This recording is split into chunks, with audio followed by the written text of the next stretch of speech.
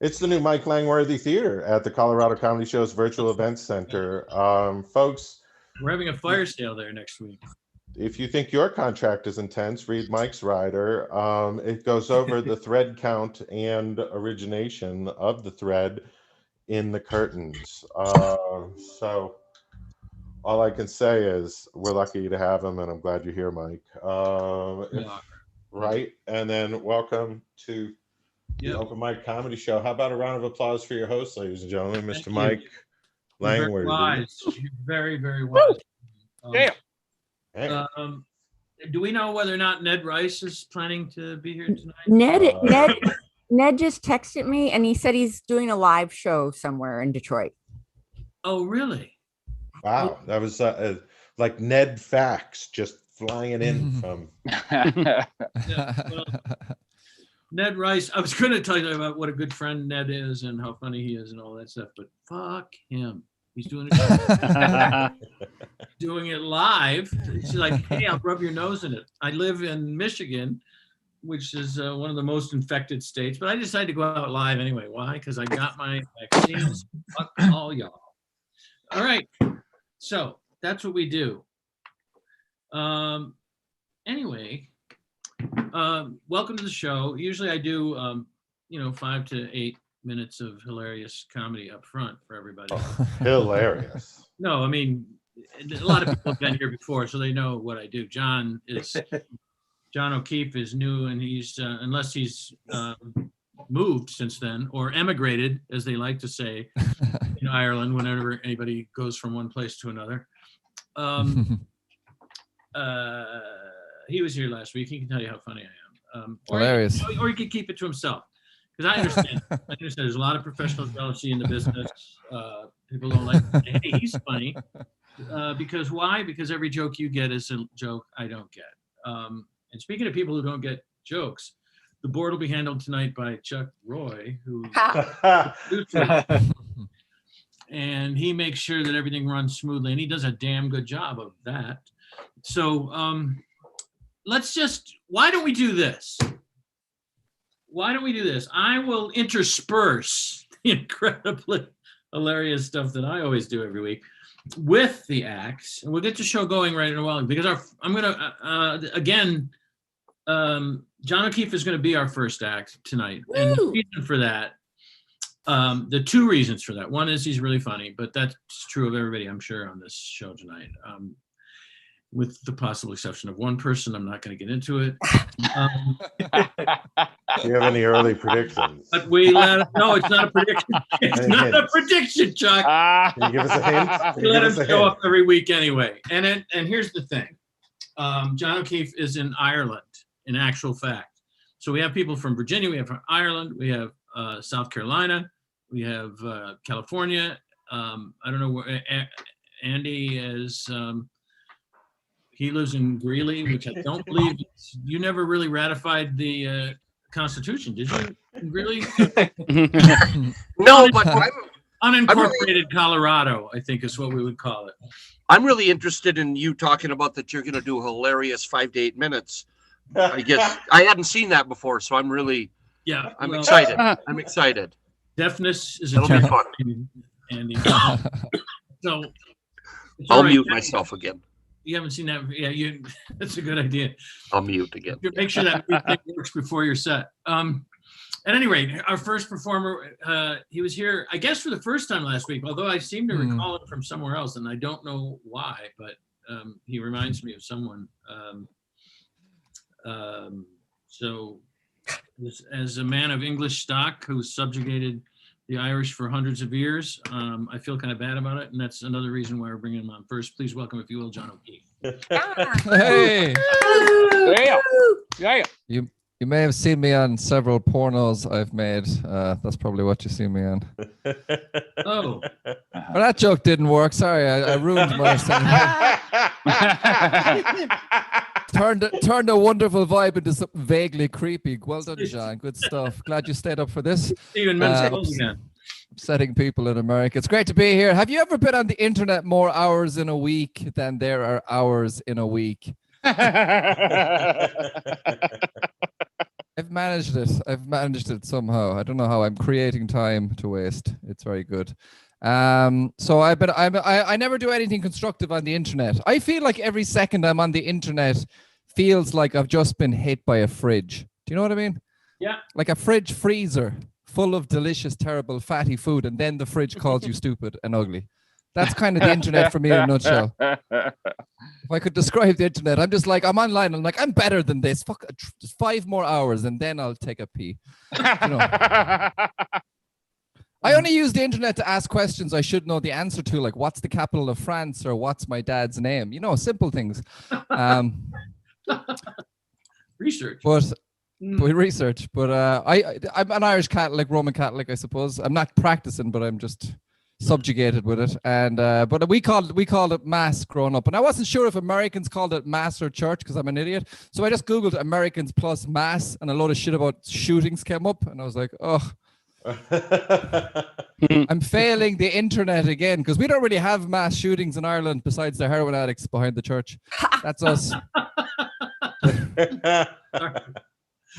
So I've been watching YouTube videos, and my suggested feed showed me something incredible. It said the rock, paper, scissors world championships. And I was like, I need to watch this because you never know when you're going to have an impromptu rock, paper, scissors showdown on the streets with some rogue rival Asian gang, you know.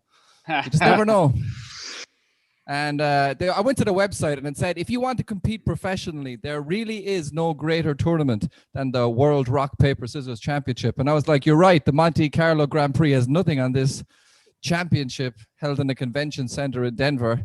I'm guessing. I don't actually know, but I assume. Who doesn't want to be the World Rock, Paper, Scissors champion? It asked. And I was like, probably most people with or without a job, if I had to guess. It said the only thing you need to become a professional athlete is to remember that rock smashes scissors, scissors cuts paper, paper covers rock. And I was like, wow, this game has really evolved since I was a child. I see why they have the world championships. And now I'm ready to become a professional virgin. And it said the worst thing in school is that we didn't get the rules right because some genius child taught us for some reason that rock beats everything. So for like years, I was playing the game wrong. I would just play rock, paper, scissors, and I would just learn nothing and feel defeated every time. Here's a question we need to ask ourselves. How arrogant are magicians? The great Alex Byrne. I've met Alex. He's nothing special. He's a fucking idiot. Okay. Conversations with God. It's a very strange set. Conversations with God. Do you know that book?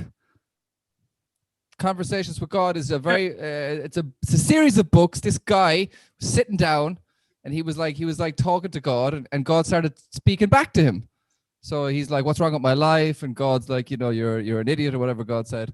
And you know, it goes on. And he's written 33 books as God, a dialogue with God, and he sold 15 million copies total. Like the Da Vinci Code sold 80 million copies alone, and that was a terrible book. I think the sequels to the Bible would get a bit more. Fucking hell, Harry Potter and the Sorcerer's Stone, 100 million. I wanted to email the guy and be like, next time you're chatting to God, ask him why he's losing appeal. You know. God, why are these books not? I think the 34th book in the series should just be a conversation between God and his publisher. The publisher's like, listen, God, it's not working out, okay? Struggling. Okay, that's all I have to say. Thanks for having me, you guys. You're lovely as last week. Yeah. Oh, thank you. As it turns out, we are lovely as always. We're always lovely.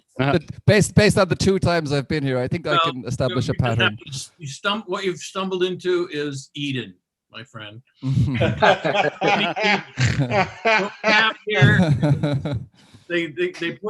They put a grumpy old man in as janitor just so people wouldn't feel like, well, I got to tell all my friends about this. We're performing. This is a lovely, lovely performance. Space. I think my car is going off. Are you getting your handkerchief? You got to get your handkerchief out. So this is a mask, which I wear personal, for obvious reasons. I mean, I should wear a mask. The best thing that ever happened to me was the pandemic, because like this. Possibly, a little George Clooney action, a little Silver Fox, maybe, it's you could sell it, and you take it off. It's just, you kids get off my lawn. That's why I do that. It took me 70 years to become a prop comic. Great. I must. My parents are so proud. So proud they're dead. So, anyway, our next performer is a person upon whom I think I can safely say I've made possibly the worst impression I've ever made on somebody person in my life. But I'm sure she's going to entertain the living shit out of you guys. Well, Alice Leigh, ladies and gentlemen, who is performing for an alias. She hates me that much already. She doesn't even put her real name on her screen. Hi. Hey, everybody. I'm so happy to be here tonight, and I don't hate you at all, Mike. Restaurants, I don't know where you guys are, but restaurants around here are starting to open up, which makes me happy. I love food. I particularly love a big, juicy steak, right? But I'm also woke, and I know cows have feelings, so I'm open to meat alternatives, like chicken, for example. Now, when we first started dating and my boyfriend was wooing me, he'd take me out to these fancy restaurants. But as our relationship evolved, so did our dining habits. And his idea of date night dining became the hot bar at Whole Foods Market, with the picnic tables out back. Yeah. I guess when I said that I wanted to eat out, he took me literally. He takes me literally when it suits him. Right. But when I said I wanted diamonds for my birthday, he gave me a box of diamond crystal salt. So that doesn't seem fair. But back to dinner. One thing that I really want out of my meal is for it to be low stress. And the Whole Foods hot bar is very stressful. Now, it used to be the place was just about organic lettuce and tomatoes, but now you have to know everything about the food. I got to rummage through my bag, get my glasses so I can read those little labels, certified humane, line caught, free roaming, pasture raised. And that's just the broccoli, right? Then with the chicken, it's like where it's sourced from. Is it cage free? And the way it was prepared on a skewer under a brick. All of a sudden, I'm looking at the lives of saints on a buffet table. I understand that knowing where my food comes from is supposed to make me feel better, but it doesn't. I'm already upset that it's Saturday night and we're at a hot bar instead of a restaurant, and now I feel guilty about my food. I am the reason that chicken is no longer skipping through a field of daisies. That's on me. Oh my God, I was ready to walk out and find myself some torture chicken someplace where at least I understood the playing field. But reminded myself that I'm here for my boyfriend and I can smile through it. But after 20 minutes of circling the hot bar, I needed a real bar. I think when you walk into Whole Foods, they should just hand you a flask of tequila with a free-range worm at the bottom. By the time I committed to my meal, I was exhausted and conflicted, and all I wanted was to get out. The only thing stopping me, the vegan Nazi guilt cashier, right? He was there, fully duded up for the job, knit cap, t-shirt which said birds are for flying, not frying, and a sleeve tattoo depicting happy yet hardworking indigenous people harvesting fair trade shade-grown coffee beans. I get to the register and I'm like, hey, how are you? The cashier looks at me and he says, no, how are you? Fine. Yeah. Hey, I like your cap. Thanks. My girlfriend made it. Alpaca, not just an animal, it's a lifestyle. Then he pulls out his phone and shows me a picture of the alpaca with like a beanie shaped bald spot in its fur. Like, gotta know where your stuff comes from, man. Right. That is so important. Thought bubble, but is it? Because I'm here trying to be a good girlfriend. I'm buzzing with anxiety. I spent the time it took choosing what to put in my little box. And now this guy is showing me pictures of his alpaca. I am so hungry. His stupid bird t-shirt is starting to look like food to me. He then looks at my box and he's like, yeah, looks like you got some chicken here. Wow. Oh, okay. I mean, free to be your parachute color man, but me, I don't believe in taking a life just to put it in my body. So, yeah. I had clearly offended his vegan sensibilities. I felt the vibe, that vegetal energy with a slight hint of cashew. But really, I think I just broke his little oat milk heart. He looked at my box and gave me one of those sad hippie nods. It was an emotional experience for both of us. For him, it was like I just massacred all of his dreams of a utopian free-range society. While for me, I was eating dinner at a Whole Foods on a Saturday night. Well, that's my time. I'm Alice Leigh. Thank you guys so much. Yeah. Alice, she doesn't hate me, everybody. Suck it. Don't hate me. Anyway, you know what's bad? You know you're taking the pandemic a little too casually when you start eating almonds during a show you're hosting. I'm trying to talk with my mouth. Don't worry about these are free-range almonds, by the way. Yeah, free to range all over your lips and chin. It looks like. Thanks, Andy. Appreciate that. I'm here. Man, if you could bring some of that humor to your act, you'd really have something.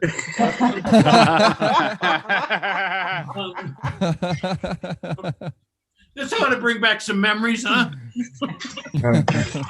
Just drive down from Greeley, which is like an hour and a half away from Denver, just to do this on Monday. And that was much better than him. Girlfriend was there being very supportive and everything. And he would get up there and he would tell us about how he could, in his entire life, he's never held a job. And I believe at some point during the show, you actually proposed to Laura, didn't you?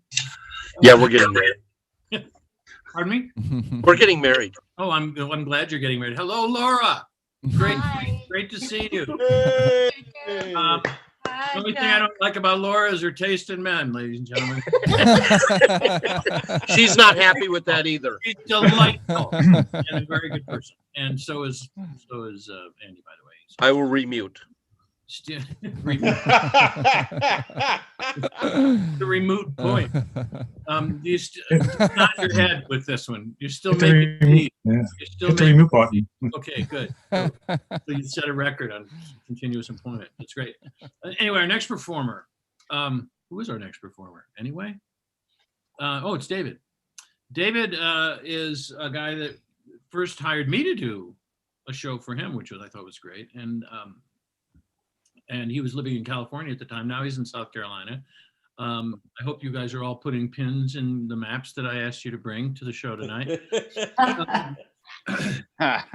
You're gonna get a big kick out of this guy. Please welcome, if you will, David. This is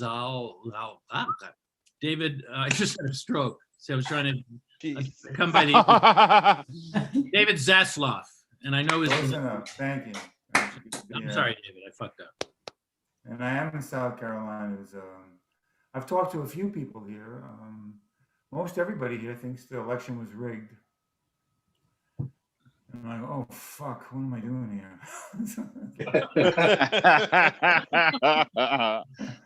Fuck, I was scared to come here. I actually thought there was just nothing but Nazis, white supremacists, and anti-Semites. And I got to do a show, and I opened with that line. I was scared to be here. And then I said, are there any Jews in the audience? And no, not one Jew in the audience. So I said, well, shalom, y'all.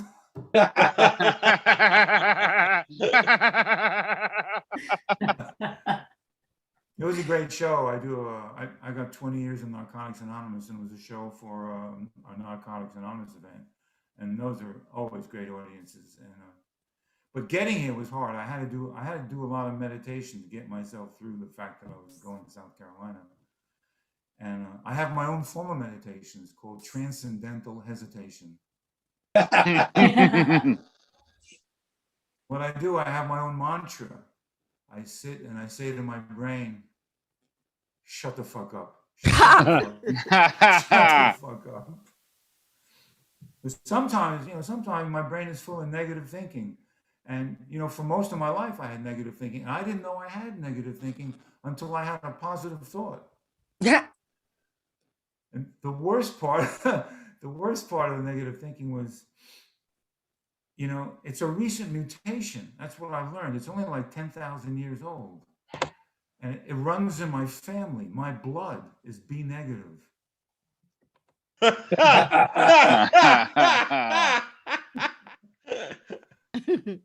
I believe all my addictions are caused by negative thinking. And a lot of people wonder, is sex an addiction? Of course it is. Why else would you fuck someone you hate? I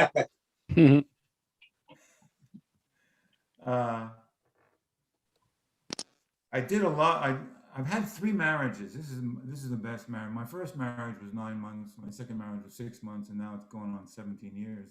My wife is Cuban, which is Spanish for jealous. While I was single, I wrote a first date questionnaire because sometimes you meet someone and it's really cool, and then 6 months later it's falling apart, and you wish you knew that stuff on the first date. There wouldn't have been a second date. So I wrote a first date questionnaire. So on your first date, this is the first question you ask: is there anybody else you're fucking?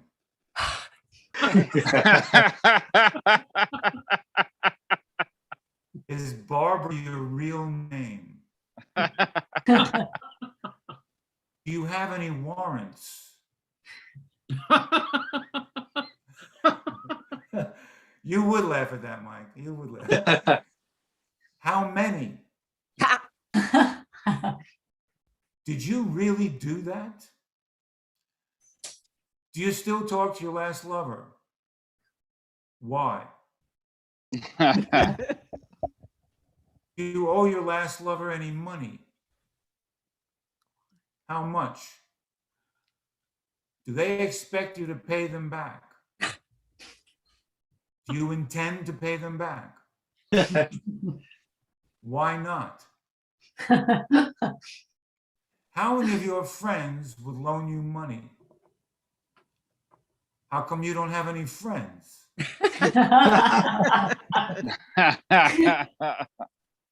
Do your parents still send you money? How much? Why do you need so much fucking money? Do you have a copy of your credit report? Can I see it? Why not? Is your herpes in remission?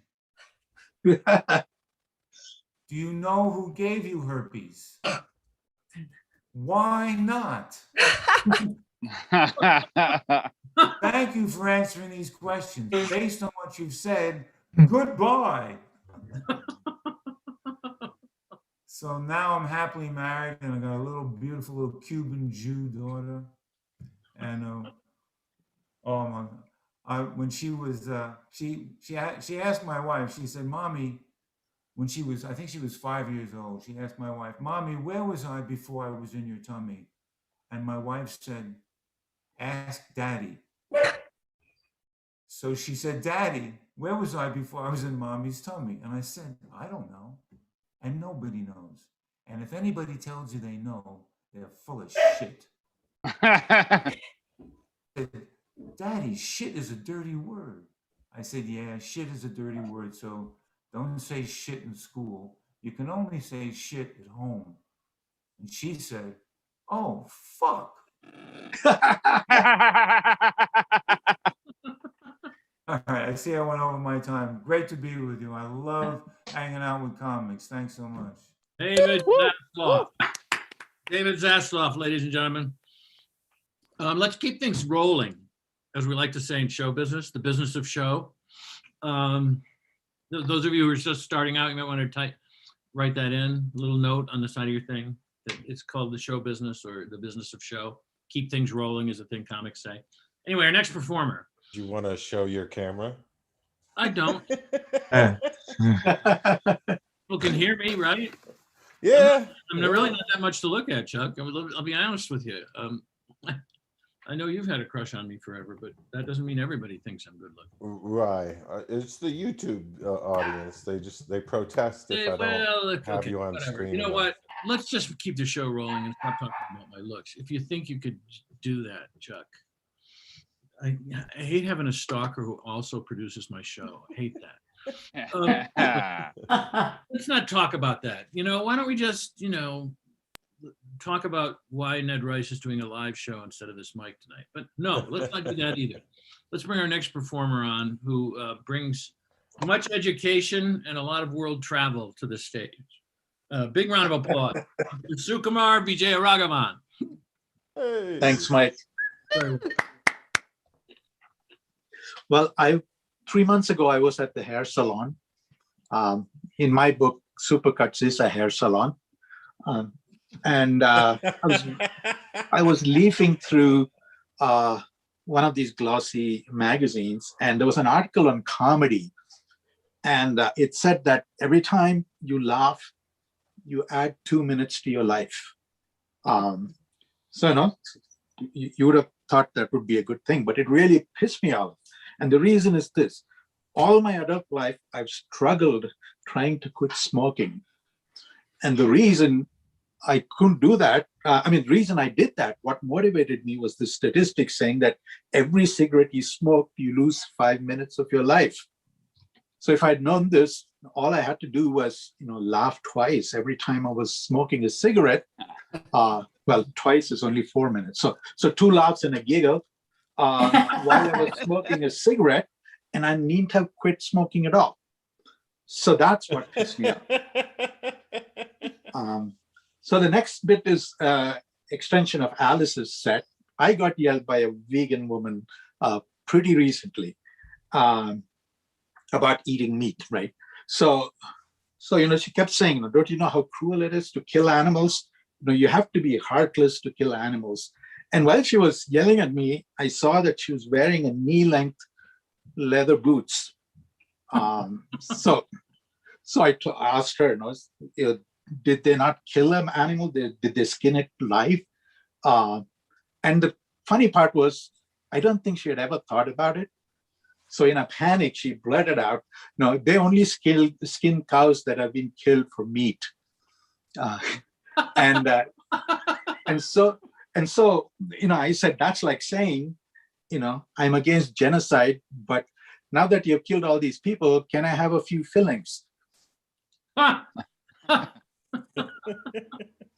So before the pandemic, I was in a party in New York, and a woman asked me where I was from. And this is something that happens commonly, people ask me where I'm from when actually they want to know which country I come from, right? But they somehow are hesitant to ask that. So she said, where are you from? And I said, I'm from Denver. And she said, no, before that. I said, San Diego. And then she finally came out with it, where did you originally come from? And apparently a vagina wasn't the right answer.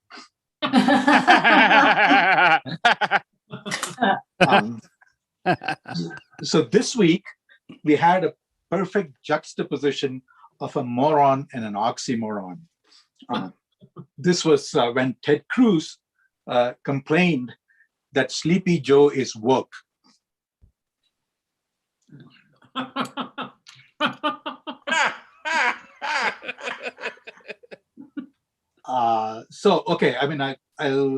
The Bible, going back to the Bible, which I like to do, never mentions the name of the snake. What if it was Steve? Then it could have been Adam and Steve much before it was Adam and Eve, and we could sort of make that as a slogan. So I'm going to stop here. I haven't written very much this week. Okay. Thank you, Sukumar. Sukumar with some time left over, which I'll eat up with some of my bullshit. No, come on. I'm not. That's not the kind of guy I am. I'm a better host than that. I'm going to let the show go because, for one thing, I like somebody who comes on here and sports the red glasses. If you can go full Elton John on us, you're okay. So, a round of applause to Arlington, Virginia for Mendy. She's mono-named, like Cher or Satan. Well, thank you. I am so happy to be here. And I just want to let you know, there's nothing wrong with your audio. I really am a grown-ass Black woman with a little white girl voice.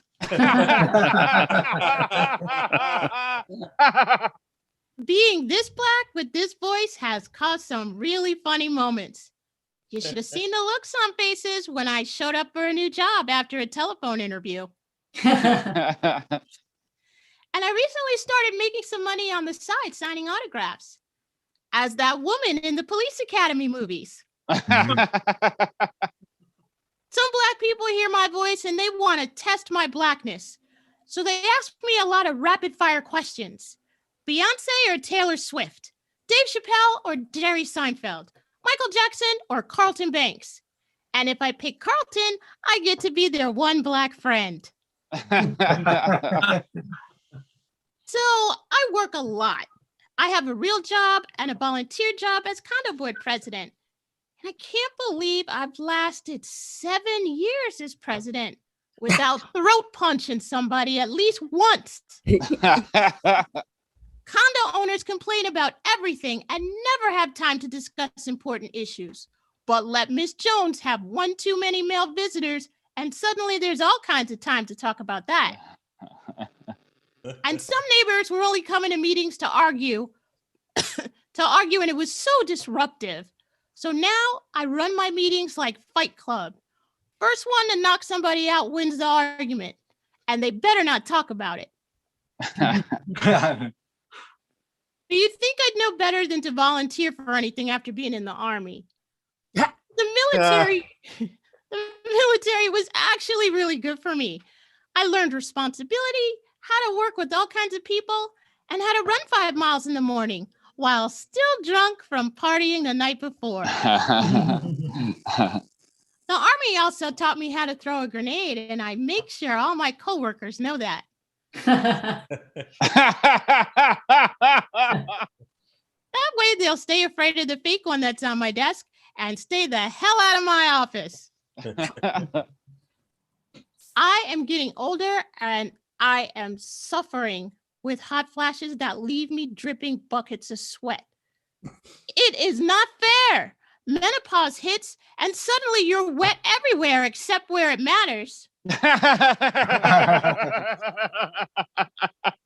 And during a hot flash, enough steam comes off my body to fog up all the windows in my car, which was really embarrassing that time a cop thought I was having sex in the Walmart parking lot. You know, he seemed really disappointed to find me in the car alone. And I thought, me too, Mr. Policeman, me too. I actually think our government should send us menopausal women to war. Because when a hot flash hits, we will wipe out anything in our path to get to a freezer so we can stick our head in it. So I lost my mom 5 years ago, and I miss her every day. Before she died, we had that important conversation about her last wishes, and she wanted me to scatter her ashes in the ocean. Now, we've all seen the movies where people go to delicately scatter the ashes, the wind blows, and they end up covered in ash. I wasn't going out like that.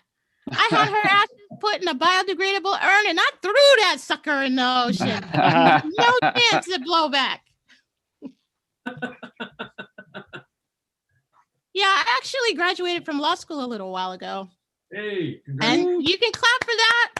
And all of you people clapping, please go visit my GoFundMe page and help me pay back those student loans. I actually should be studying for the bar exam right now, tonight. But why invest in a lucrative career when I can be a broke stand-up comedian? I'm actually really looking forward to passing the bar and going to court. I can't wait to finish with the final arguments and then say, okay, jurors, that's my time. Don't forget to tip your judge and bailiff. They're doing a great job. That really is my time. You guys are fun. Thank you very much. Thank you. Let's give her another round of applause. Yeah. 2 rounds of applause. Yeah. Comic, graduating from law school. I filed an amicus brief on the right side of history during the Plessy-Ferguson case, just so you know. Oh, wow. Yeah, that's how long I've been a lawyer. Wow. Well, thank you very much. I've taken I graduated a while ago, took the Florida bar. I'm taking the Nevada bar end of July, so wish me luck. Oh my God. Good luck. I hope the So are you gonna live in Nevada then? You're gonna go to Vegas? Yes. No, that's a great way to practice law. Just about everybody in Vegas is a criminal, so you shouldn't have any trouble. I'm actually going there I'm going there for the old people. My specialty, my LLM is in elder law, so. Oh no! Oh, you got an LLM? Yes. Yes, I That's do. incredible. did you say elder law? What? Elder law. Yes, sir. Elder law. Yeah. You might want to get her number, Mike. Oh, hey. Oh. I'll mute. I'm sorry. How could you? No, how could you tell this thing there that I found her attractive? Oh, you mean about the law? Oh, you mean about the law? Now I feel stupid. All right. Anyway, Mike's number is Broadmoor 5683. Broadmoor 5683. my phone number is 1 digit shorter than my social security number. Right. My social security is exchange 12. Anyway, let's get into that. Next paper is someone I haven't met, as far as I know, and since everybody's doing old jokes material, if we have met Dewayne, feel free to bust my chops about how you know him and everything, whatever. That must have been really interesting when you were answering during basic training with that voice. Yes, it was. Yeah. That's another thing they taught you, was how to survive a lot of ribbing. But be that as it may, our next performer is Dewayne White. Dewayne White. Please give him a round of applause, and we'll hear a lot about him, I'm sure. What's up? Yeah. Yes. Mendy has her voice, and I am a white guy named Dewayne. So this is going to be a fun night, guys. It's cool. It's good. No, it's cool. My last name is White, so that shit balances out. So it's fine. It's good. I don't mind it. Like, this time of year is fine. Christmas time is a bitch because, like, I get cards and letters addressed to the White family, and I think that's bullshit. I don't think that's. I also live in Virginia. There are a lot of us in the neighborhood. I'm just saying. How do you know? Anyway, we'll move on. It's been a good week, man. My wife and I just celebrated 22 years of marriage this week. It's a pretty big deal. Woo! Thanks. Yeah, Alice clapped. Mendy, thanks. Yeah. That's 22 years in a row. I think that's an important part of the stat that I don't think we focus on. I think we should, because we all have that one aunt. You know, it's like, yeah, I know it's been 40 for you, but you get to divide by 3. That's bullshit. It's not the same thing. It's not. It's not. People, I'm at the point now in my life where everybody's always asking me, like, Dewayne, what's the secret to marriage? Fucking hide the guns. That's what we do. I don't know. Saves it. I don't know. I just think, I don't know. I tell everybody that's getting married, especially guys, I'm like, buy a great couch. Just buy the best one you can. Take that shit off the table early. You know what I mean? Because eventually she's going to be like, you want to go sleep on the couch? And then you can be like, oh, I got to go to the most comfortable piece of furniture we own. Okay. And you're not going to take my blanket? And I don't have to sleep next to a fucking 1,000-degree furnace all night? Throw me in the briar patch. That's fine. I appreciate it. Here's the thing with men and women. Here's what I think. I just think we speak different languages. I do. I'll give you guys an example. A couple of weeks ago, I told my wife, I said, hey, why don't we move the mirror closer to the bed? Yeah, every guy in here knows exactly what I was saying. I was like, let's spice shit up. That's not what she heard. She heard, I should spend $5,000 to remodel our bedroom. That is not the phrase that I said. That's a different thing completely. And the mirror's still in the same fucking spot. That's the worst part about it. Bullshit. I am trying to spice shit up. We are trying to do that. I started bringing toys into the bedroom. I don't know if you guys are into that. Ladies, you fucking should be. Can I just say that? Like, you have amazing shit, ladies. It is awesome. You have, like, there is a team of German engineers right now trapped in a freaking secret mountain somewhere developing new ways for you to have an orgasm. That's awesome. And what do we have, fellas? A fucking fleshlight. That's the best we can do. That's as good as it gets. And that's just a tube of foam. That's bullshit. It's not even cool foam. It's like this weird orange shit. It's like you're fucking a Muppet. That's what I'm trying to say. That's not even a cool Muppet. It's like if it was like purple or like you're fucking Gonzo or like Animal, I could get behind that. But it's this weird. You're banging away at Beaker all day, just like beep beep beep beep beep beep all day long. Okay, you guys are pro Beaker. Okay, that's good. Okay, that's fine. Here's the trouble I have with sex toys. It's like for women, it's like, or for guys, it's like, this is a vagina. We can get you like here. And we're like, yeah, fuck it. That's fine. Okay. That's cool. Better than a shampoo bottle. Whatever. It's fine. And then women, they're like, this is a penis. You'll never need that bullshit again. It doesn't, it's analog. Your dick is dial-up, Jeffrey. That's what I'm trying to tell you, bro. It's obsolete. The top selling, here's the top selling sex toy on the market right now for women is a thing called the Womanizer. I don't know if you guys have seen it. It is amazing. Here's how it works. It creates a miniature tornado, ladies, right on your happy button. Yeah, those scientists, they found a way to harness the power of God. That kind of power used to be used to destroy a trailer park in like Topeka, and now it just makes you have better orgasms. That's awesome. Meanwhile, what do we get?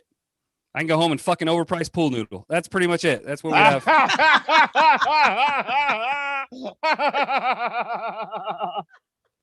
When it first came out, women's groups were pissed. They were like, this is bullshit. It's misogynistic. You can't call it the Womanizer. That name is degrading to women. And then they used it. And they're like, you call it whatever the fuck you want. We don't care. It doesn't matter. Call it the Chris Brown, Ike Turner. We don't give a shit.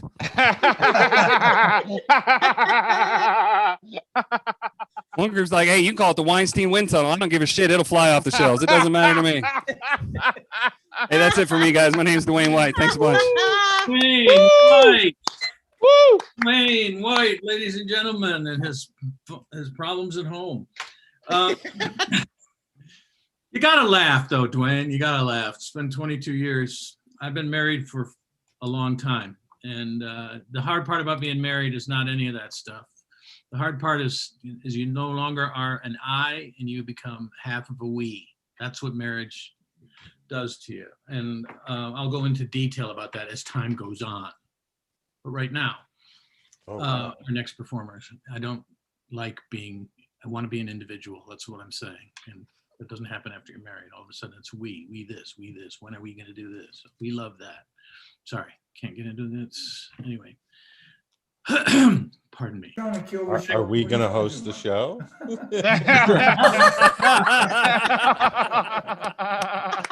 I know you cast doubt in people's minds about the nature of a relationship, Chuck. Yes, we are going to introduce our next performer. Somebody that I met a while ago, based in California, very funny. Please welcome Gini Sikes. Gini Sikes. Woo, hey, thank you, Mike. Hearing the words. Sorry about Chuck, by the way. Go ahead. Hearing the words Weinstein Wind Tunnel has made this whole pandemic worthwhile. All right.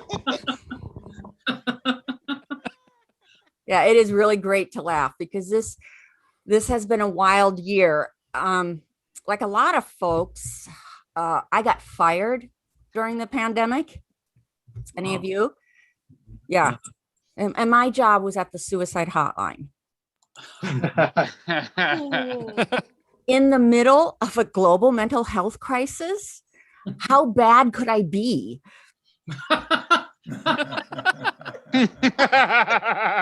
I just want to serve people. I went to my boss and I was like, what am I doing wrong?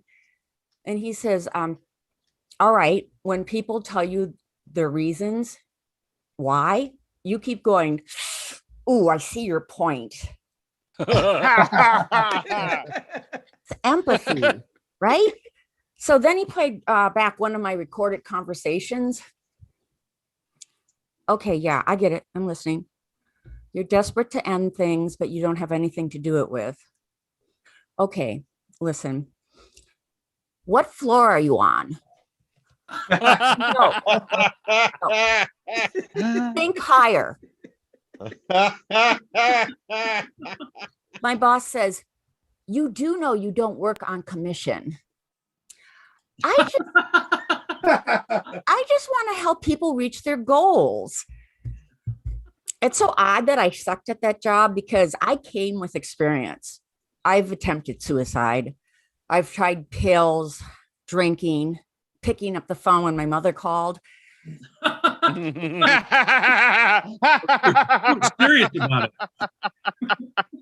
I hope you can tell I failed. I discovered that suicide's just one more thing I suck at. You're not laughing. That's okay. I know you're laughing on the inside. So this year, I've had a lot of time to re-examine my life and think about regrets. I woke up the other day and I thought, oh my God, I never got a parrot. Parrots are amazing. It's a bird that talks, a skill only the human species supposedly does. And Dewayne, you don't look impressed. I'd like to see you lay an egg. Yeah, parrots also live 60 years, so now it would outlast me. I have to face facts. I've aged out of exotic birds. Holly, want a casket? There are things worse than dying. My marriage, my divorce, learning to swipe. Hear me out. Dying, you lose someone, you grieve, and you move on. They're gone. Divorce, you lose someone, you grieve, you move out, and they're still there. And you keep running into them with somebody who looks exactly like you, 18 years younger, 4 inches taller, and she's Greek. Otherwise, a generator. So my divorce came as a complete surprise. Out of the blue, my husband, Frank, emailed me a list of my 10 flaws. At least I made somebody's top 10. I blocked all of it out except, number 1, he said I lacked oral skills. I'm super articulate. So I didn't go through the breakup alone. My best friend was there the whole time, making me laugh, making me pasta, making love to my husband. My BFF, bitch fucking Frank. This woman, we'll call her Patty. That's with an I. Calidrakis. 1310 North Demonacle Place, Brooklyn, New York, 11206. 718-230-0498.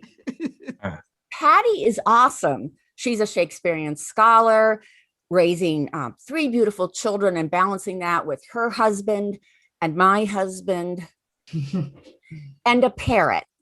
And that's not even a joke. She has everything. If the tables were turned, I'd leave Frank for Patty. But it's so unfair because I can't badmouth her because there's nothing about Patty that sucks except her mouth.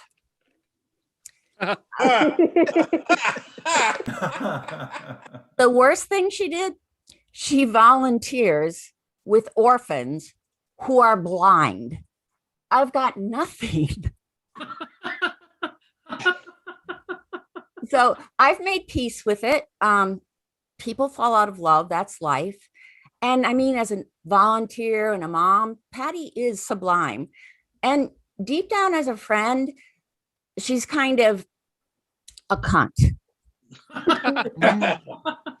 I'll end this with what I'd like to do to Frank's manhood and cut it short. Oh. I'm Gini Sikes. Please follow me on Instagram so Patty thinks I have friends. Thank you. Woo! Thank you.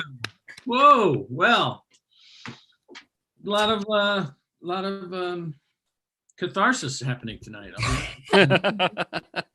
You know, if you can just make one person threaten another person's life during an open mic, you've really done a good job. That's the way I feel about it anyway. And speaking of threatening a guy's own life, this next act threatens his own life every time he eats a cheeseburger. Please welcome, if you will, Andy Johnson. Andy Johnson. Come on, here, friend. Oh, wow. Hello. It has been actually a long time, and this is actually the first time I've ever been on Zoom to do comedy. So bear with me. Thank you very much for your support here for the next 5 minutes. I am from Greeley, Colorado. People from Greeley call it Stink Town, Poop Town. A very, very large business here is called JBS, which they butcher cattle and smell up the entire town. And that's probably the best thing we got going for us. I wanted to take Laura, my fiance, out for a nice meal. And I looked up on Siri. I said, find me a nice seafood restaurant in Greeley, Colorado. And Siri came back with, I can find no nice seafood restaurants, but I found 174 bars where you can get crabs. I've been doing comedy actually for a long time. And one of the questions I get the most from people is, why comedy? Why did you choose comedy? And I like to say that I didn't choose comedy. Comedy chose me. But actually, the reason why I started doing comedy is very simple. After a particularly poor performance in bed, my ex-wife turned to me and said, "What are you, some kind of a comedian?" And I just went with it. This entire pandemic has been terrible on me. I have gained so much weight.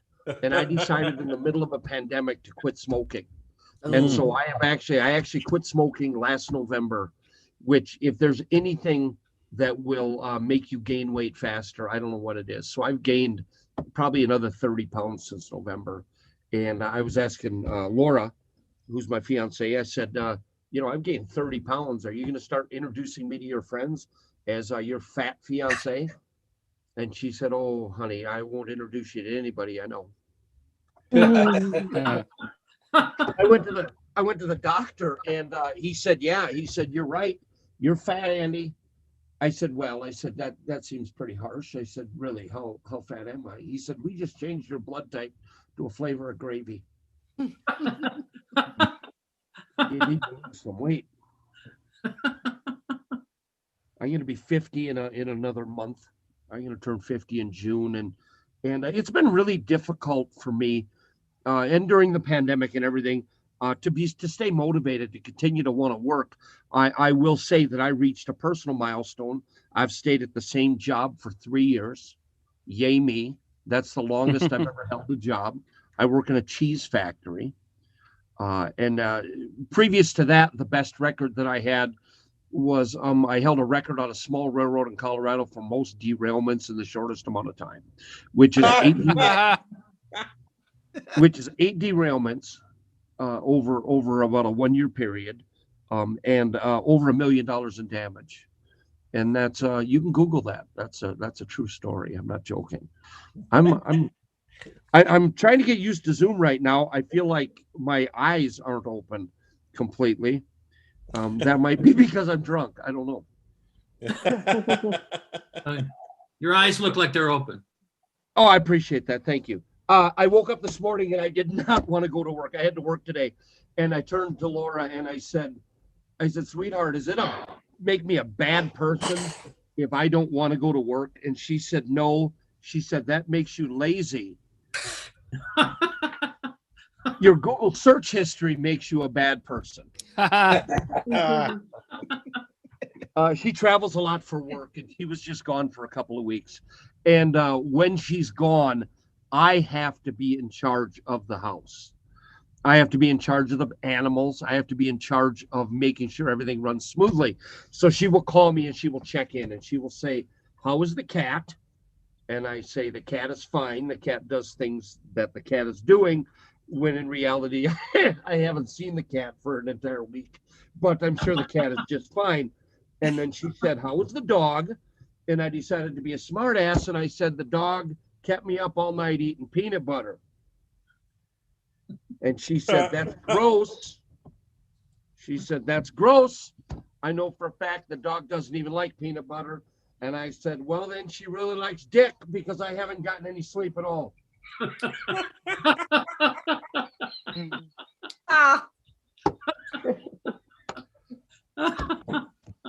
We have a cat, and I did not want the cat.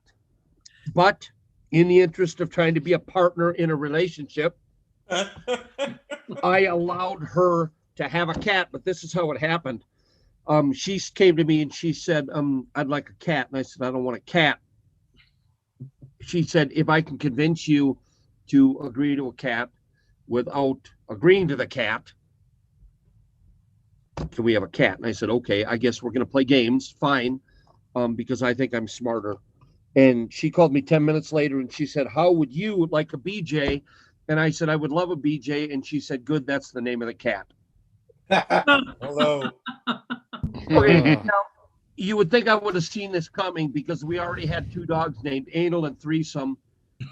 And a fish named Finger Up Your Butt.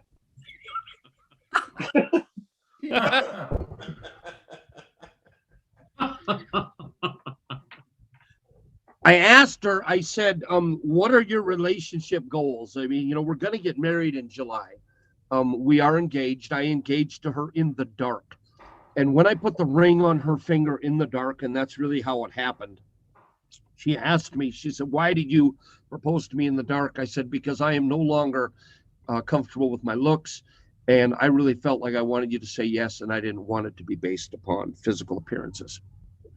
So she said yes. And she told me one of her relationship goals was to be like Johnny and June. She wanted a romance like Johnny and June. And I said, if you don't fucking stop bugging me, it's going to be Ike and Tina.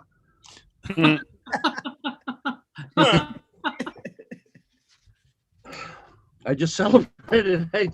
I'm going to be 50. My birthday's coming up. She wants to take me out. She said,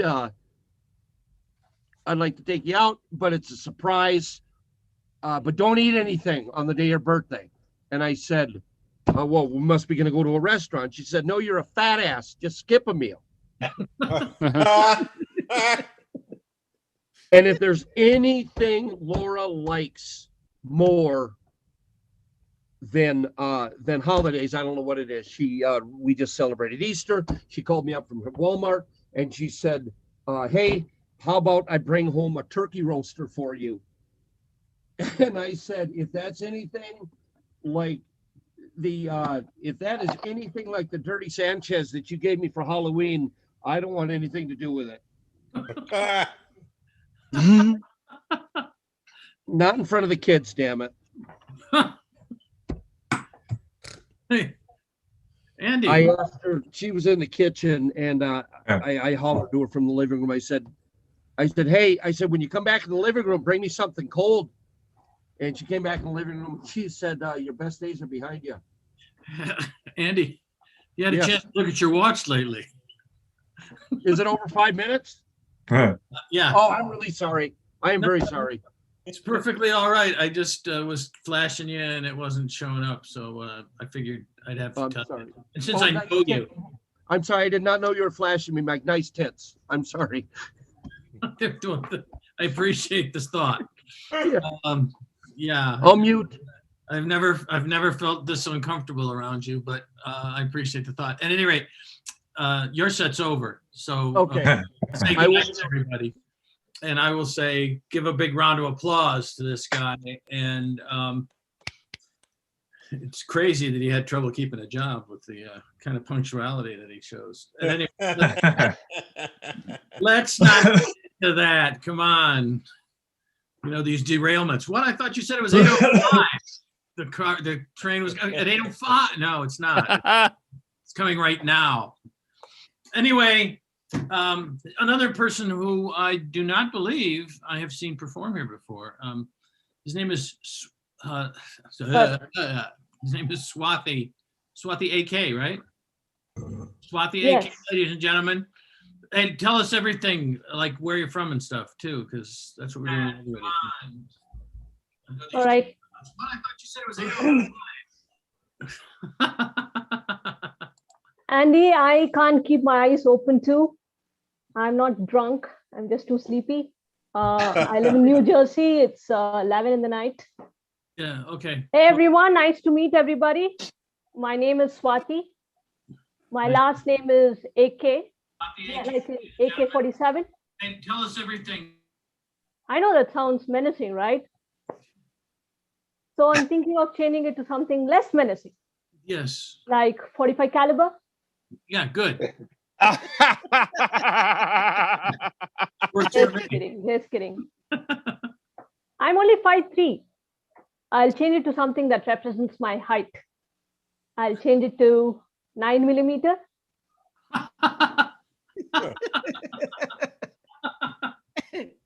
I'm Indian, but not a doctor or an engineer.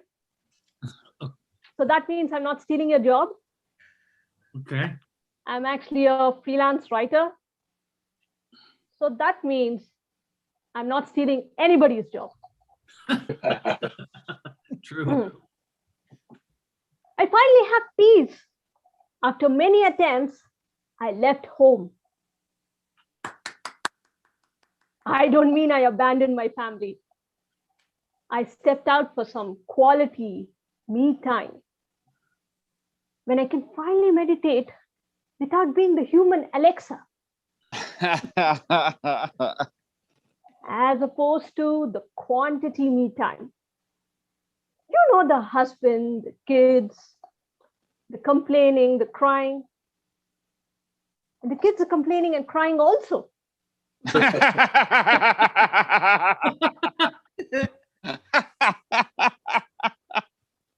I'm usually stuck with them on weekends, but now being the pandemic here, I'm stuck with them all the time. Fed up, I told my husband, yeah, I need some time off. He asked for how long? I said, not much, just 10 years. Just kidding, just kidding. I wouldn't do that. My daughter is only 6 years old. So I need only 12 years off. Just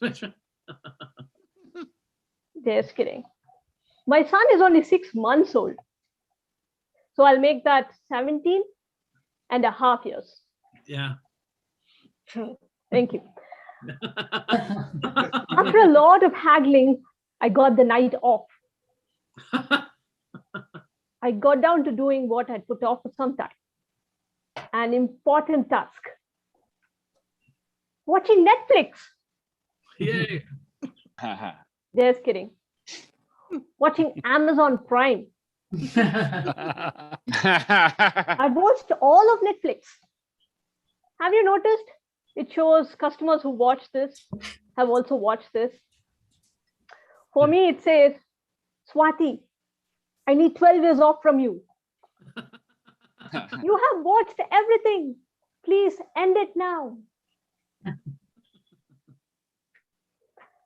I love watching romantic films.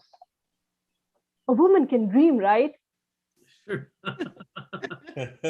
Romantic films are everything that lacks in my marriage. Candlelight dinners, holding hands, happy endings. I've been married 12 years in a row. To a software engineer, my husband is so boring. I call him cable TV. He's so lost in his mind. I don't know what to do. Maybe his mind needs a GPS, got to be present system. He's so wrapped in his work, he lets that rub off into his personal life as well. When we were newly married, I told him, can we go window shopping? He said, I don't like it. I'm a Mac guy.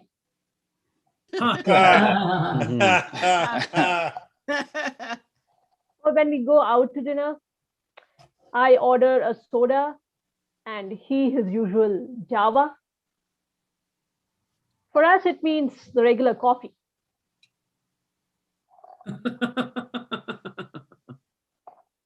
He's also a teetotaler. So when he gets mean, it's just his personality.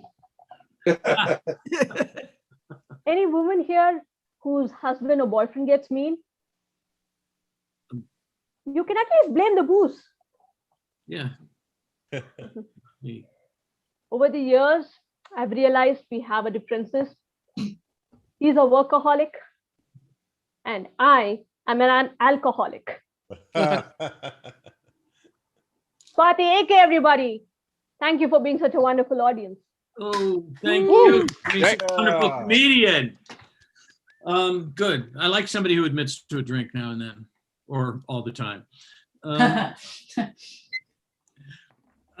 Anyway, great to hear from you. Great to know that we got somebody from Jersey in tonight. As we used to call it when I lived in New York. I don't know how you call it there still. But be that as it may, keeping things rolling. We're going to bring the show to a rousing crescendo with our next two performers who are here almost every week and make me laugh every time.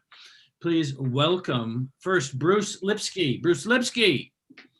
Thank you very much. Thank you very much. Before I really get started, I want to put something in perspective. Dewayne was talking about being married 22 years. Yeah. We had a cat 23 years. And the cat died a couple of years ago. So I said, that's it for pets. I can't take it anymore. My wife says, no, I want a dog. But she couldn't just get a regular dog. She bought one of those designer dogs. Spent $6,000 on this thing. Carries it around like a Gucci handbag. Except a Gucci handbag only costs $3,000. And I'd rather have the Gucci handbag. At least it doesn't need to be walked 6 times a day. So I said to my wife, I said, how could you spend $6,000 on a dog? She says, well, he's got his kennel club papers. I said, kennel club papers? The only papers I've seen are the ones he's been peeing on. And I'm the one cleaning them up. And we bought the dog from a breeder. I don't know if anybody ever bought a dog from a breeder. But they ask 100 questions. I got vetted before I even met the vet. They ask, references, financial records, arrest records. What am I, buying a dog or being interviewed by the FBI? Yeah, really. And she named this dog Fabio. Yeah, Fabio. She dresses him up in silk pajamas and a gold collar. He even has a velour smoking jacket. Figure that one out. But I don't call him Fabio. I call him Houdini. Because with 2 wags of his tail, sex has completely disappeared in my house. Now it's just a grand illusion. And without the handcuffs. It's really hard to perform when there's 4 legs, a panting wet tongue, and the stench of bad breath in your bed. And a dog. And I don't know how, but we wound up getting a German short-haired pointer. Yeah, a pointer. So every time he's giving me tips. The other night he says, no, you're doing it all wrong. Now put the collar and leash on and get on all 4s. It's tough and tough. When we got this dog, I swore he wouldn't be in my bed. So the first night he's in his crate, in the living room, and he's crying and begging, and my wife is in the bed crying, oh, we're the worst pet parents in the world, we're terrible people. So the next day, guess what? The crate's in my bedroom, the dog is in there whelping and crying, and my wife is saying, we're the worst pet parents in the world. Third night, the dog is in my bed, and I'm the one whelping and crying and begging at the edge of the bed and in his crate. And he's completely taken over the bedroom. He lays on my side of the bed, on my pillow, next to my wife, snoring, farting, and soiling the sheets. Hey, I've been doing that for the last 30 years. That was my job. And I'm starting to wonder who the real man in the house is. I'm afraid to kick him out of bed. I may get bitten, scratched, and growled at by my wife. And I don't know how. I got the only dog with restless leg syndrome. Like this all night long. I don't know if he's chasing me or the UPS guy out of the bedroom. But yeah, I haven't slept in 3 weeks, constantly getting kicked and jabbed. My wife says, how do you know it was the dog? And she put him on the science diet. She spent so much money on the science diet for the dog. She put on the science fiction diet. Serves me canned spaghetti and meatballs. All I know, the more canned food she serves me, the more time I spend in the can. I tell you, it's really insulting. This dog's cholesterol, he just had his physical. Thank you. His cholesterol is 37 points below mine. He's not walking around with pre-diabetes. But I guess the good news is we both tested negative for fleas. But, you know, I get $14 haircuts. And my wife is really said, she says, no, I got to take care of this dog. Last week, this mobile grooming van pulled into my driveway called the Rough Life, RUFF. Hey, I got the Rough Life. $50 for a blueberry facial, a nose and paw moisturizer, and a haircut for the dog. I said, what does he need this for? He's rubbing his face in shit all day and flicking other dogs' asses. That's his spot. For $150, I should get the blueberry face. Actually, my wife's been rubbing it in my face for 30 years. I think I need a husband rescue. I'm too old for this stuff. And she was really angry at me, my wife. I got the coronavirus and I tested positive and all that stuff. And when you're getting rid of the virus, it's called shedding. And she was really angry. She said she spent $6,000 on a dog that doesn't shed. Now she's got a husband who's shedding. I told her I shed off the top of my head 40 years ago. I'm getting too old for this. That's my time. Thank you very much. Bruce. Thank you. The text of my name is covering the lower third. On the thumb. If I could just send you a note that you don't read out loud, that'd be. You have no secrets in this relationship. I know. I just. Did you have something that you wanted to tell the people? No, it was the part of the note that said "note for later" was, I thought maybe you and I would talk about it then, but. Yeah. Well, you know what? I don't just kowtow to your whims about what time stuff should be done. Right? So, okay, great. I'm sorry if people haven't been seeing my light, because apparently my producer decided to wait till the last fucking act to tell me they can't see it. But anyway, it's not that hey, Chuck. Yeah. Didn't you say that you had some things that you wanted to say? I did. We have a couple of what they call the advertisements. And then I did have one thing I wanted to share, which I don't know if it's quite comedy or just good life advice. It happened this week at my little job over at the Community Collage of Denver. We're spelling cunt. It doesn't spell that. It doesn't spell that. Needed an first, they told me my official title is adjunct faculty, and I said, when is that going to heal? Here's what happened. I got into a little issue with an admin type, just somebody who was in charge of some paperwork that was very important, and I guess couldn't quite get that paperwork completed. And I used the phrase in an email, that behavior does not align with our mission. And I realized that's day job speak for fuck you. Like later on, I was in a meeting and I was like, I told that person fuck you, and I think they deserved it. But maybe I shouldn't have CC'd everybody on the email. Yeah, maybe not. Point being, Mike, we do some good things. You're a talented writer for an organization called Magic Moments Incorporated. That's and true. They are one of the largest inclusive theater companies in Colorado, if not the world. In the country. So the focus of their programming is inclusion. Do you want to tell the folks the cool stuff you do, like writing for them? Background on this is that we moved to Denver. My family moved to Denver, and we did it because my daughter, who has special needs, also loves musical theater. This gives her a chance to perform in a full-length musical every year.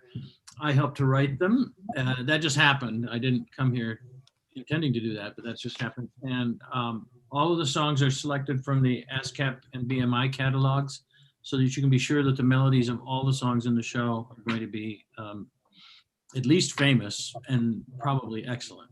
Usually they are. There's cast is like 150 to 200 people for every show. Somewhere about a third of them are people with special needs of all different kinds. And the best thing about the theater is that they give everyone in the show, regardless of capabilities, and a meaningful role to play in the show. They aren't just like window dressing or just paraded across the stage. They do a show every year when there isn't a life-threatening pandemic killing millions of people all over the planet. So we haven't had one this last year, and we won't have one this year, unfortunately, because we're still coming out of it. But next year, we will for sure. And you can donate in the meantime at the website that's on the screen right there, magicmomentsinc.org. Or when you purchase a ticket, you can add a $25 donation to your ticket, a new feature. Yes. We also raise money for Elevating Connections and their programs for youth who are separated from their siblings by foster care. And long story short, their executive director comes to Mike and I's Sunday night show. And she's also attended some of the events I've put on at the community college. And now we're working to help get the youth, on a fast track into school. There are challenges for youth in the foster care system to get the right paperwork done. So we're going to eliminate those barriers. We're just trying to do good things, Mike. We have upcoming shows. We're headed to the end of the apocalypse. On Sunday nights, Mike and I have produced a fun show, a showcase called the Apocalypse Comedy Show. On May 9th, the theme is Gigzilla. We do a round robin. You're welcome to come and join us. The round robin theme for that episode is that gig was so awful. So comedians just jump in and chime in with jokes. We're also doing my big fat apocalypse wedding on May 16th. And then the series finale is, the series finale is May 23rd, 7 Brides for 7 Apocalypse. I think that's it, Mike. I think we covered all the terrific, I forgot prizes, right? Prizes. People who are watching on the YouTube, you get prizes. Laura, watching from Andy's, we have prizes for you. You get this pig. Laura. And the piglets. You won some. They're virtually yours, easy to care for, and they virtually don't stink. This would improve the smell in Greeley significantly. Speaking of pork, we got you your own Senate pork. So virtually yours. You can enjoy whatever pork you want. It's probably in the infrastructure bill. If not, it's in that families thing or the other $7 trillion in spending. Then some raw pork. I don't know why. If you need a few peppercorns. Yes, you may need some we try to keep them in the corner. And you know what else we get? Salad. We Salad. always get Salad. A chef's. You may want to avert your eyes, Andy Johnson. You may want to avert your eyes because we're talking about salad. Right. Chef Capone always taunts me with salads. Either way, those are our prizes and upcoming announcements. Thank you, everybody. And now back to your regularly scheduled open mic comedy show. Oh my Mike God. Langworthy. I am having so much fun with all of these people. I want to thank everybody, and I'll be doing that after our next performer. But this has been a really great show. It's been a lot of fun. So I just thought I'd say so. And I want to bring our next guy on who's showed up early and was very patient waiting along. He's one of our regulars here, and he's got some problems. I'm not going to lie to you. Please welcome, if you will, Jeffrey Burton II. Not the third, but the second. Not the third. Not the third. I don't need another problem in my life, Mike. I do not need another problem in my life. So I got 99 of them. Thank you so much. Hi, everybody. Good evening. I'm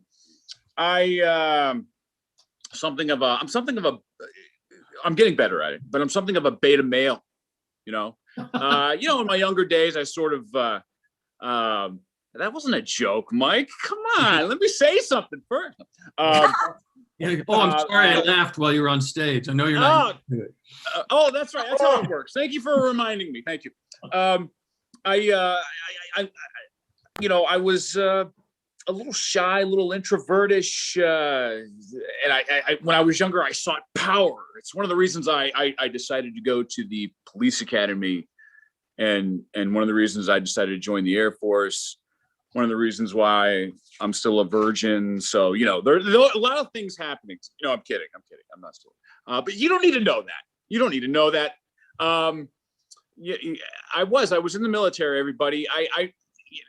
They were really big on ironing our clothing. It was, you actually had to do it well to graduate from basic training. Like when I say this, like you had to stack your underwear from biggest to smallest, right? Under literally your drawers and your t-shirts, right?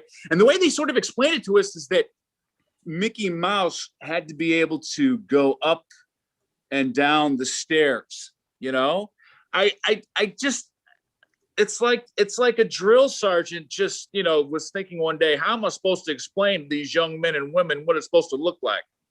I don't know. I'll go watch a Mickey Mouse Club and think of something. Okay, something will come to me, It's maybe I'll figure it out then, I don't know. I was awful at it. I was terrible trying to get these folds just perfect and whatnot. I was scared I was going to get sent home.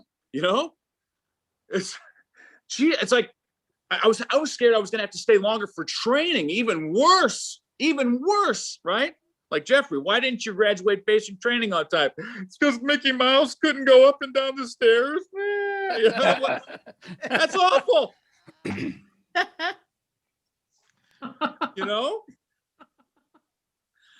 It's crazy, how important this is. We're being attacked. Check your underwear drawer. What? I really think I should grab a gun. Mickey needs to escape. What do I do after I check my underwear drawer? I don't know. Go to Disneyland. What's with the Disney references, man? Come on. It's crazy. Obviously, I have a strong connection to Disney, everybody. I know. All right, we're moving on. My mother has a bit of dementia. She's experiencing. She's getting on, right? And she keeps she refers to me as her brother and yelling at me occasionally, and it's taking its toll. You know what I mean? Yeah. It's like she'll ask me, "Where's my mother?" It's like, she's dead, sis. Stop asking. All right? Yeah. Well, we're working on that one, everybody. It's not solid yet. It's not a solid one. It's not a solid. You're not working the fucking forum in Los Angeles, man. You're not going to get big laughs on these open mics. You see people smiling. They're smiling. They like what you're doing. I'm still going. I'm still excited about it. I want a visual on the Mickey Mouse going up and down the stairs. I mean, what article of clothing exactly are you ironing? And in what way is what I want to know. Anyway, that's all the ways. That's the fantastic Jeffrey Burden, ladies and gentlemen. Thank you. Yeah. Thank you so much, everybody. Clap extra Woo, for his Jeffrey. patience and being here all night and being willing to be our closer this evening. This has been a great show, with the possible exception of my own input. And no, don't say anything. I know. Anyway, that's neither here nor there. You guys were great. Ginny, it's great to see you again. And Mendy, nice to meet you. Alice, nice to meet you. Sukumar, you are what you are. No, I'm kidding. He's always very funny. David is. I like David. I don't see you lasting a long time in South Carolina. I'm just saying. Mm-hmm. I was gonna do something. I'm about halfway through it. I couldn't. I realized it wasn't gonna work as a joke. We do know. Are there any Jews out there? Because a comic friend of mine named Rich Denny used to do a joke about. These people are down in the South. They have no idea what a bagel is. I mentioned a bagel on stage one time and just got silenced. I said, any of you guys know what a bagel is? And somebody in the back yells, "It's a hunting dog, ain't it?" But I realized I had to do War and Peace to set it up. So I in a stunning departure from form, I didn't interrupt your act to ruin it. Anyway, you guys have been great tonight. The show's over. Those of you who are new here don't know this or haven't been here for a while, but recently we've just started sort of leaving the mic open. We get off of YouTube and we leave the Zoom room open and we just chat about whatever we want to chat about. And stand-up comics, people can ask questions if they feel like it. Oh, we got to make a silly face. Yesterday I made a really stupid mistake. I did a name dropping thing and I'm really regretting it, but I'm never going to see those people again. So what the hell? Now you have to tell us the story. Right? Oh no, I had breakfast with an actor who has Who?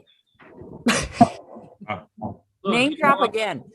Brando used to tell me, Mike, don't drop names. People hate it. So Jesus. Yeah, that's how we all say we don't hate it. In this no, particular. No, he's not that famous. It's not a come down because he's not that famous. His name was James Garner. And it was a golf tournament. We had lunch with him, but it came up organically. But I realized that I stole the thunder of the other guy's story by saying, "Oh, I had breakfast with that guy once." And Did James Garner pass away? he's been dead. Tell other He's stories. been dead for several years. That's what I thought. He was an interesting guy. Very good actor. Well, very good actor, and got blown up in Korea. A lot of people don't know that about him. But Did not know that. yeah, the guy next to him stepped on a landmine and he got blown 30 feet away, and all his joints were dislocated. So if you ever watched Rockford Files and you wondered why he was kind of hobbling when he was chasing the bad guy, right, because he didn't have any cartilage in any of his joints. Oh, wow. Wasn't he a Maverick also? What? Was he a Maverick also? He was Maverick. Yes. So for our favorite or closing silly face, can everybody just make their best? Oh, James closing Garner? silly face. Yeah, let's do that. So- I told the story. I didn't see the thing. So you make the thing to everyone and they don't see it. You make it to me. I also sent you one privately, but Did you don't really? worry about it. It's we'll just. You didn't say it everybody's later, so why would I know that I'm supposed to announce it now? I was trying to. Either way. if Yeah, we get okay. this done Let's just before. make the face, shall we? Right. Everyone make your best James Garner wounded face. 1, 2, 3. Perfect. All right, good. That'll be great. Thank you, everybody. Say goodnight to the YouTube. Night, Yeah, YouTube. you too. Good night, you too. Night, you two. Night, you